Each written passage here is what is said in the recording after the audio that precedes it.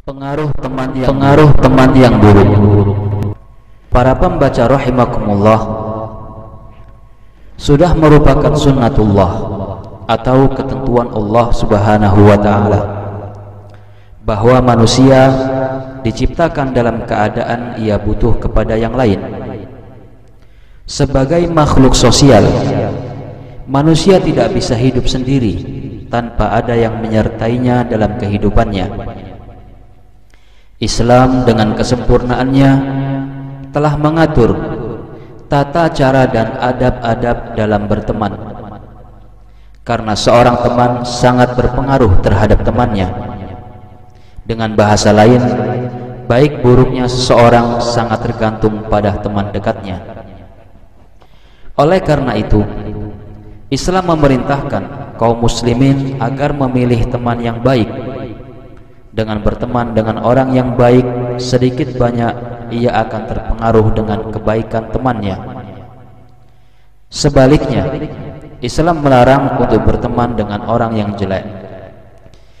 Dalam sebuah hadis yang sahih disebutkan, yang artinya, permisalan teman yang baik dan teman yang jelek seperti penjual minyak wangi dan pandai besi. Penjual minyak wangi bisa jadi ia akan memberimu minyak wanginya, bisa jadi kau membeli darinya, dan bisa jadi kau akan dapati darinya aroma yang wangi. Sementara berteman dengan pandai besi, bisa jadi ia akan membakar pakaianmu, dan bisa jadi kau dapati darinya bau yang tidak sedap. Hadis riwayat Al-Bukhari dan Muslim.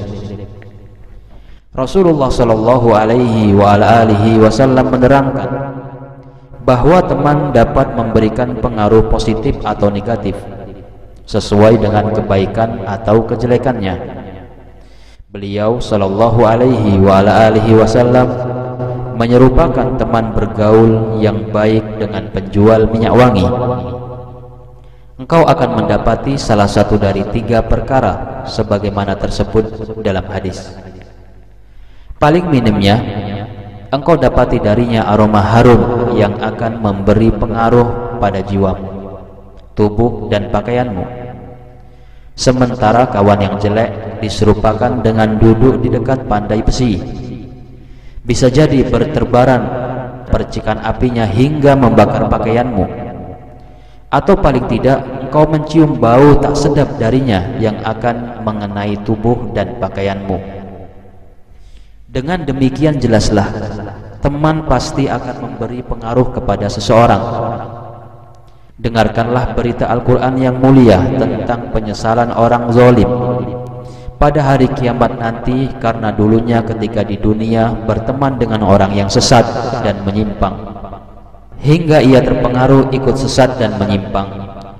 Allah Subhanahu wa taala berfirman, وَيَوْمَ يَعَضُّ الظَّالِمُ عَلَى يَدَيْهِ يَقُولُ يَا لَيْتَنِي اتَّخَذْتُ مَعَ الرَّسُولِ سَبِيلًا يَا وَيْلَتَى لَيْتَنِي لَمْ أَتَّخِذْ فُلَانًا خَلِيلًا لَقَدْ أَضَلَّنِي عَنِ الذِّكْرِ بَعْدَ إِذْ جَاءَنِي وَكَانَ الشَّيْطَانُ لِلْإِنسَانِ خَذُولًا. Dan ingatlah, hari ketika itu orang-orang zalim menggigit 2 tangannya seraya berkata, aduhai, kiranya dulu aku mengambil jalan bersama Rasul, kecelakaan besar bagiku. Andai kiranya dulu aku tidak menjadikan si fulan itu teman akrabku. Sungguh ia telah menyesatkanku dari Al-Quran ketika Al-Quran itu datang kepadaku, dan adalah syaitan tidak mau menolong manusia. Al-Furqan ayat 27 hingga 29. Adi bin Zaid, seorang penyair Arab, berkata, anil mar'i la tas'al wasal an qarinihi fa kullu qarinin bil muqarani yaqtadi idza kunta fi qaumin fasahib khiyarahum wa la tashab al-arda fatarda ma'arrodi. Artinya, tidak perlu engkau bertanya tentang siapa seseorang itu, namun tanyalah siapa temannya. Karena setiap teman cenderung meniru temannya. Bila engkau berada pada suatu kaum, maka bertemanlah dengan orang-orang yang terbaik dari mereka, dan janganlah engkau berteman dengan orang yang rendah atau hina. Niscaya engkau akan hina bersama orang yang hina. Oleh karenanya, perhatikan dan timbang-timbanglah dengan siapa engkau berkawan. Dampak teman yang buruk. Ingatlah, berteman dengan orang yang tidak baik, agama, akhlak, sifat, dan perilakunya akan memberikan banyak dampak yang jelek.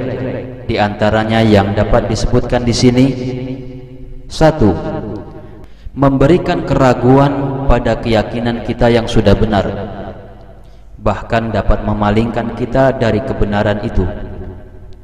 Sebagaimana firman Allah Subhanahu wa ta'ala, artinya, lalu sebagian mereka, yakni penghuni surga, menghadap sebagian yang lain sambil bercakap-cakap. Berkatalah salah seorang di antara mereka, sesungguhnya aku dahulu ketika di dunia memiliki seorang teman. Temanku itu pernah berkata, apakah kamu sungguh-sungguh termasuk orang yang membenarkan hari berbangkit? Apakah bila kita telah meninggal dan kita telah menjadi tanah dan tulang belulang, kita benar-benar akan dibangkitkan untuk diberi pembalasan? Berkata pula lah ia, maukah kalian meninjau temanku itu? Maka ia meninjaunya.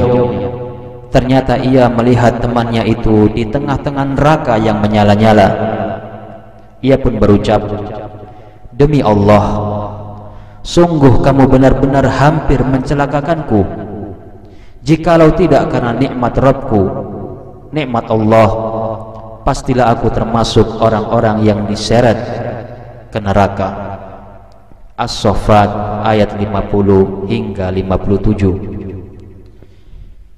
Dan dengarkanlah kisah Abu Thalib yang wafat di atas kekafiran karena pengaruh teman yang buruk. Tersebut dalam hadis Al-Musayyab bin Hazn radhiyallahu ta'ala anhu, ia berkata, tatkala Abu Thalib menjelang wafatnya, datanglah Rasulullah sallallahu alaihi wa ala alihi wasallam. Ternyata beliau mendapati di sisi pamannya itu ada Abu Jahal bin Hisham dan Abdullah bin Abu Umayyah bin Al-Mughirah.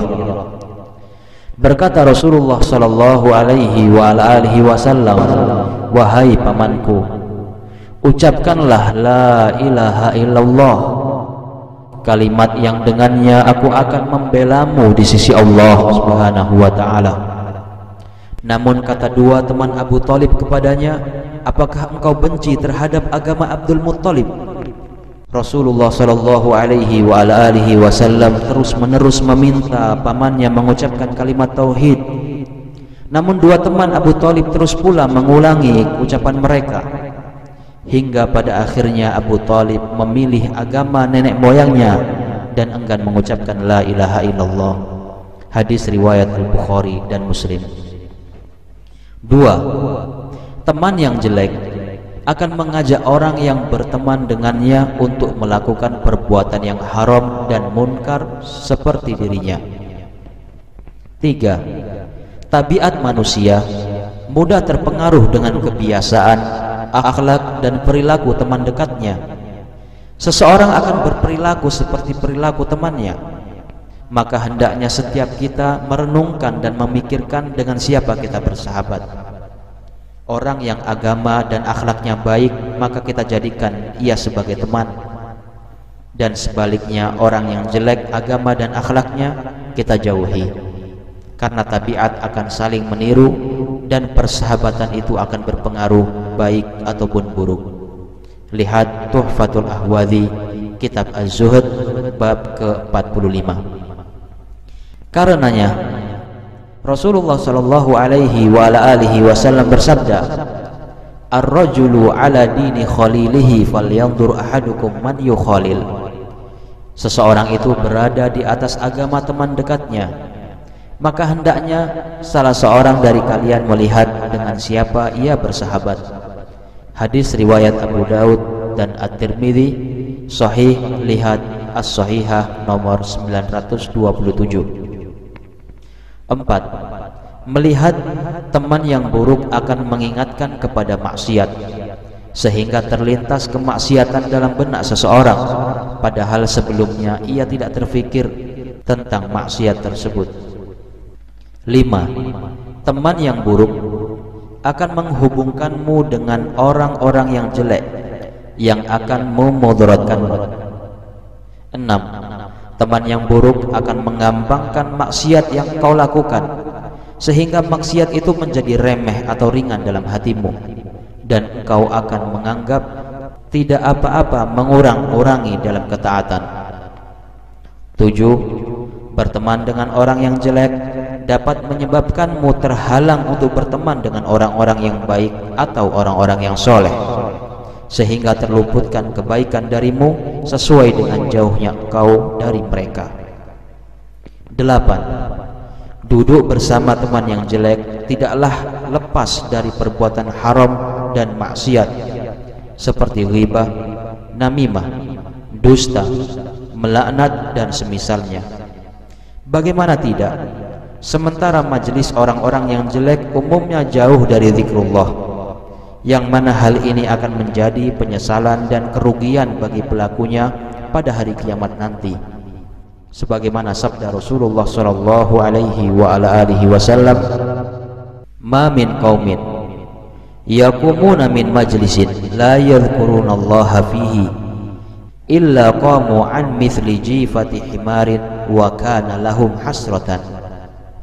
Yang artinya, tidak ada suatu kaum yang bangkit dari sebuah majelis yang mereka tidak berzikir kepada Allah Subhanahu wa ta'ala dalam majelis tersebut, melainkan mereka akan bangkit seperti bangkai keledai, dan majelis tersebut akan menjadi penyesalan bagi mereka. Hadis sahih riwayat Abu Daud, lihat As-Sahihah nomor 77. Penutup. Demikian beberapa pengaruh teman yang buruk yang harus kita waspadai. Semoga ini menjadi peringatan bagi kita, dan semoga Allah Subhanahu wa ta'ala memberikan taufiknya kepada kita semua untuk bisa berteman dengan orang-orang yang baik agamanya, serta menjauhkan kita dari teman-teman yang jelek. Amin ya mujibas sa'irin. Wallahu a'lam bishawab. Disalin dengan sedikit perubahan dan tambahan dari artikel dengan judul yang sama dalam majalah Asy-Syariah tahun 1429 Hijriyah. Buku saku Buletin Al-Ilmu, berilmu sebelum berkata dan beramal, dengan judul Pengaruh Teman yang Buruk.